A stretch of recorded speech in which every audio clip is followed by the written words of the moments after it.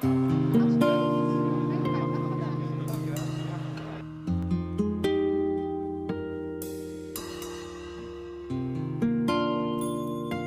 is so important with roadside trees? Are they not a relic of old days? Why do we want to keep and protect roadside trees? In our opinion, it has to do something with our history, because roadside trees, we have them in our landscape for more than 300 years. They started, or the name avenue comes from, or allée as we say in Germany, comes from the French and means actually path or walking. And in previous years, hundreds of years before, it didn't even mean to have trees along the road. It could also be flower pots or something else along. And for more than 300 years, we use this word allée for roads with trees on either side. Currently, the definition is 2 lanes of road of trees with more than 3 trees, 100 meter long, and if that is opposite, then we talk about an avenue or allée. Here, the picture that is unter den Linden in Berlin. Some of you may recognize this as is Burke Avenue and combined lime and nut trees. Yeah, avenues started in castle grounds. The trees led towards the entrance of castles or manor houses, also to show the power of the landlord living there. And they were used as structural elements in parks, like here the circus, the last complete existing circus in Putbus on the island Rügen. And they were used obviously from very important and well-known garden designers like Linné. And here you see a picture of the park around the castle in Ludwigslust, also in Mecklenburg-Pomerania. Yeah, once after that, they led out from castle, from parks into the open landscape, and first around villages and cities. And they and people planted the trees where they can have a use from it as well. Like here, willows, and they used the twigs, the wood. They used the leaves for bedding of their livestock and also to feed them. They used the twigs to make baskets, to make furniture for those purposes, and obviously the wood for fire. And also they planted plenty of fruit trees along their roads, along their paths to use the fruits, which is obvious. And it was also the days when stagecoaches went longer distances, and those trees were planted also for road safety reasons, one could say, to lead the coaches and give the travelers protection from sun, from wind, from dust, and also to fix the banks. Yeah, and not to forget, trees along roads were also planted just for aesthetic reasons, just for the view. Like here, this avenue, the longest lime tree avenue in Europe, more than 6 kilometers complete, still existing between Bad Doberan and Heiligendamm, and planted by the Duke of Mecklenburg-Pomerania in 1793. Well, I think he didn't plant them by himself, but at least he gave them money for it. Yeah, in the beginning of the 19th century, or late the 18th century, there's a serious development of what we call chaussee, country roads started, and that was done in Brandenburg from Prussia according to a drawing from Schinkel. Schinkel is a very famous architect as well, and he also designed the roads in those days. And as you can see, he actually draw on either side the trees for the reasons I've already mentioned, most of them road safety reasons, to lead the people who use these roads in fog and snow, and give them protection.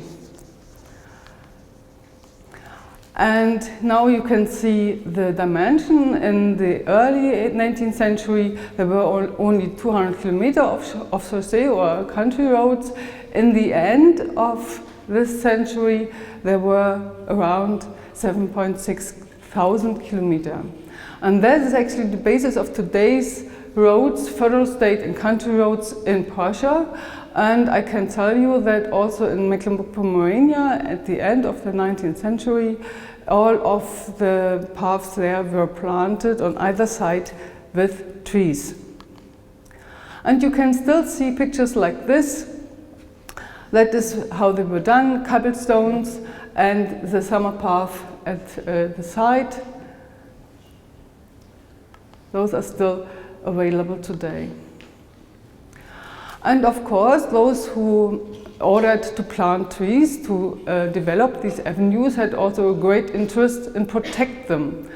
So you find from the 17th century onwards edicts like this here, that wood devastation is banned, and those trees which had to be cut had to be replaced 1 to 6. So for one cut tree, 6 new trees had to be planted. And there was another regulation. Trees on roads and paths for the surrounding of the Residenzstadt Schwerin, that is now the capital of Mecklenburg-Pomerania in northeast Germany, that those who willfully injured or felled trees should be punished with a severe fine by imprisonment, hard corporal punishment, or the neck iron. That is how important they felt trees were. And you find a similar edict in Prussia those days. He wrote, Friedrich II wrote, that he tried systematically to invest the countryside around Berlin by planting new avenues and expanding existing ones, and he therefore ordered imprisonment as a punishment for any violation of avenue trees. Yeah, after the Second World War, the history of avenues in the west part of Germany and the east went very different. In the east, there was not such huge money available to develop roads, to develop infrastructure, and also the traffic was very little. So actually, avenues could develop splendidly. In the west part of Germany, it looked totally different. There was a huge increase in mobility. And in the 60s and 70s, there was a campaign, roughly translated, free traffic for free citizens. And they widened 70% of federal and 30% of state roads to a width of at least 5.5 meters, and had a great campaign against roadside trees. And in the end, 50,000 kilometers about were cut. And if you understand that the width, the circumference of the Earth is 40,000 kilometers, then it becomes a special meaning. 50,000 kilometers were cut. And after the unification, the situation for our avenues in the east part of Germany changed dramatically as well, because now we got this increase of mobility. Everyone wished to have a car, obviously, and also there was a need to improve the infrastructure. But in the same time, rules and regulations who were there didn't matter, and environmental authorities and also NGOs were not up to this pace. And so things like this happened all over the place. You can see here the ditch, the roots were cut, more than half of them are gone. And if you remember, 40% of root damage is the complete damage of the tree. So you can imagine what happened to those trees there. This is a picture 2012, the complete site is gone. Yeah, I hope I could give you a rough idea that we think we have here a huge cultural value with these avenues, which are worth to protect and to give also to generations to come. But it's not only the cultural value avenues have, they also have a they are very important for animals who use them as a special habitat. And they give actually a special habitat to very rare species as well. Like beetles, I only mention here the hermit beetle. Like for bats, they are very important. For birds who need holes in the trunk, and little mammals as well. And animals use also these avenues as a guide, as an infrastructure, as a green infrastructure between biotopes. Because in our region we have these huge fields, and only here and there a biotope, and those avenues actually can be the road for the animals. So in summary is that we think avenues have a huge cultural value. They have a huge, they are important for biodiversity. They are actually an air conditioner, and this will be even more important in the future when we think of climate change. They have an economic value. In Mecklenburg-Pomerania, for example, they have a huge value for the tourism industry, and we live to a big extent from the tourism industry. And we talk here about an avenue landscape. We have more than 5,000 kilometers of avenues. In Brandenburg, more than 10,000 still left. That is not an avenue here or there. That is actually an avenue landscape linking between all the existing roads. It doesn't matter which kind of road. And the tourists do love the green tunnels. And they do still have give a contribution to road safety. Like here, the few points to demonstrate the positive influence on road safety. They do guide the traffic still.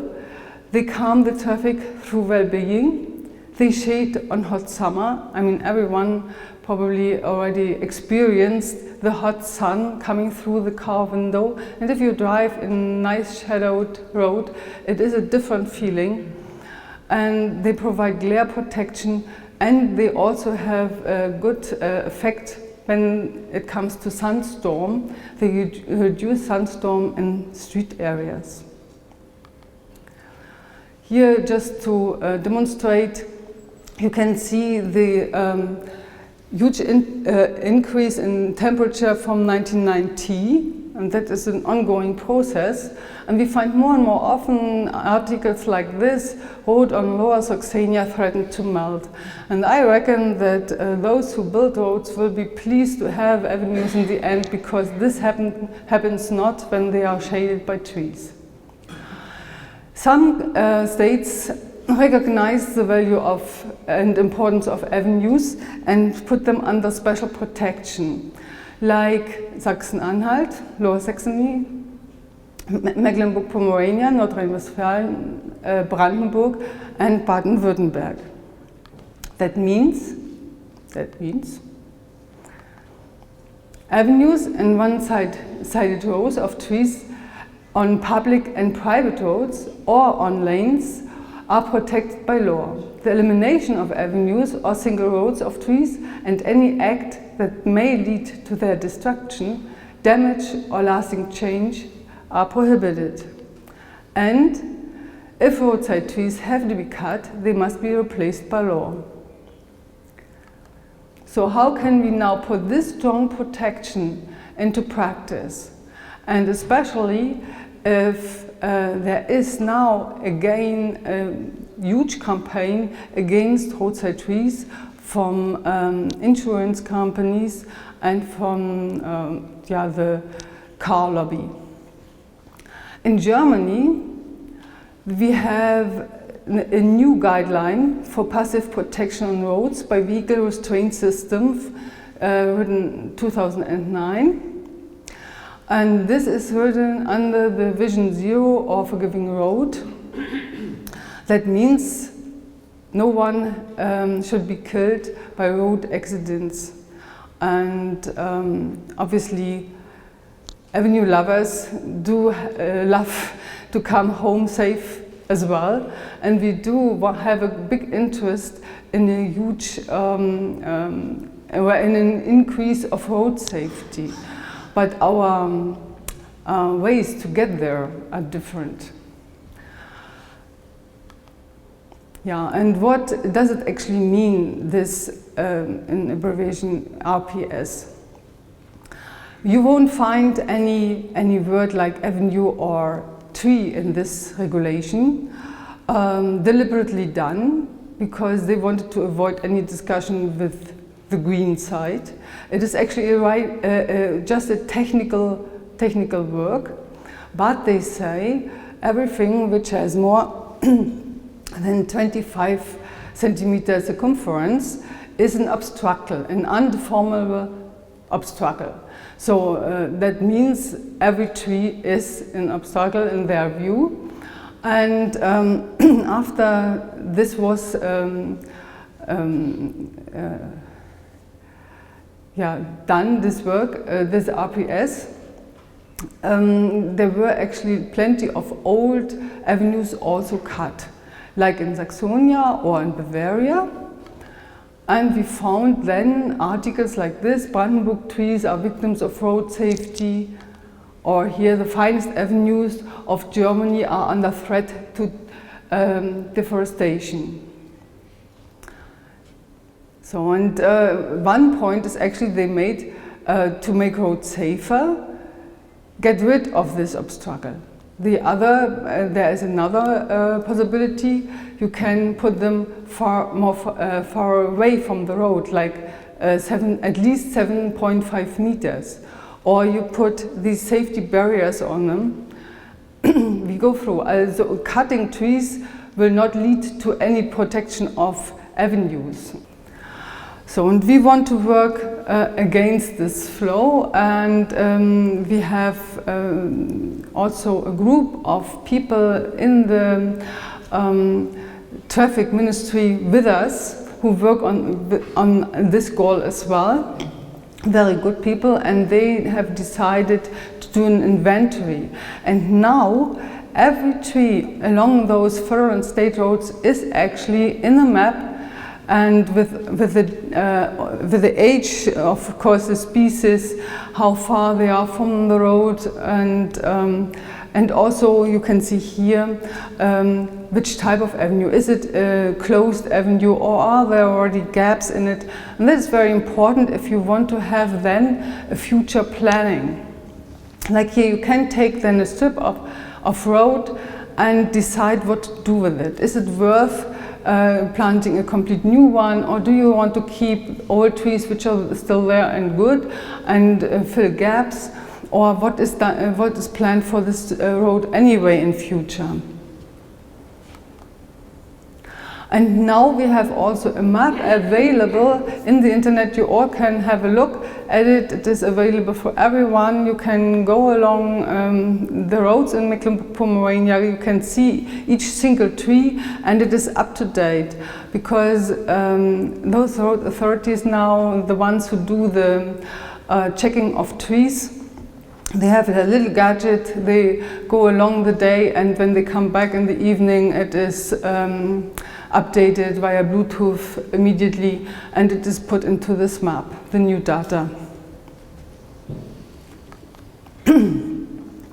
Yeah, and then there is this avenue development and project and protection program, which means also tree maintenance. Very important, tree maintenance. We cannot only plant, we have also to educate the trees to good roadside trees.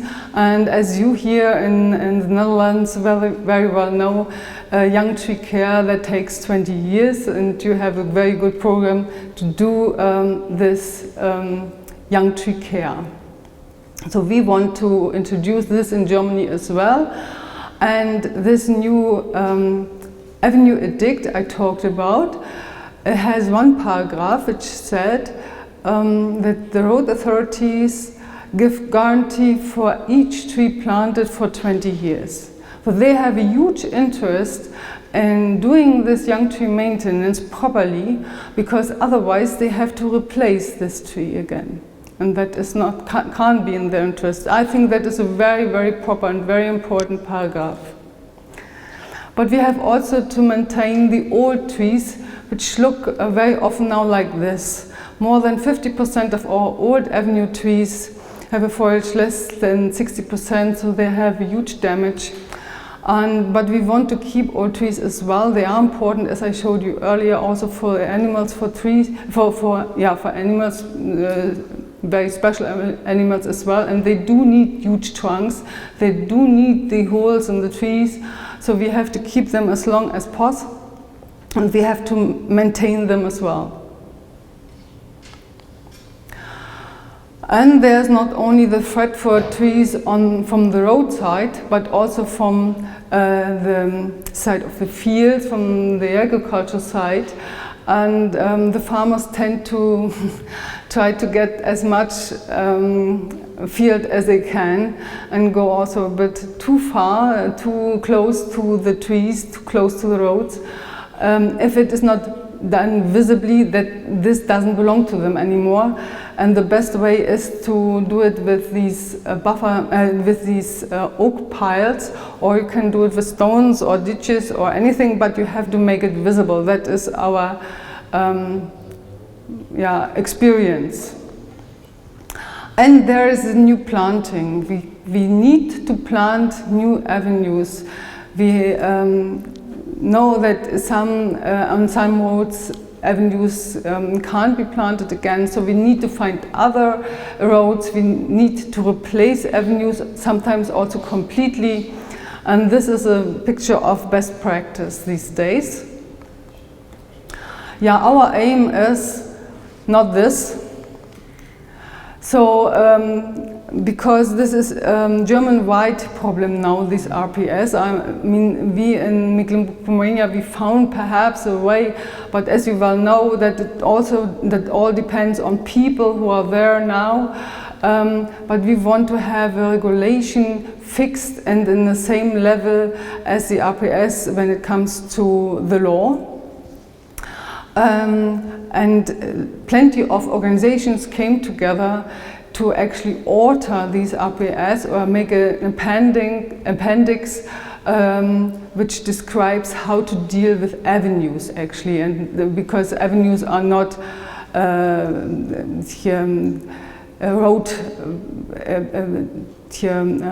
fence or a bridge or a signal. They are living and they die and they have to be replaced, and they have to be replaced close to the road. Yeah, we want the application of the RPS and avenues must be adapted with the involvement of environmental organizations and authorities. We want planting of new avenues according to the traffic load and not to the speed limit, as is done now. The distances between trees and curbside must be flexible set for new plantings according to local conditions. Increasing road safety through a set of safety measures on the road to prevent slipping off the road, such as speed limits or speed control. Yeah, we want to work on avenue development concepts along with an avenue inventory like it is done in our state. And obviously we want to plant within the gaps of existing roads and that in line with the existing roads, if possible. Yeah, thank you very much, and if you have any question, I'm here to answer, if I can.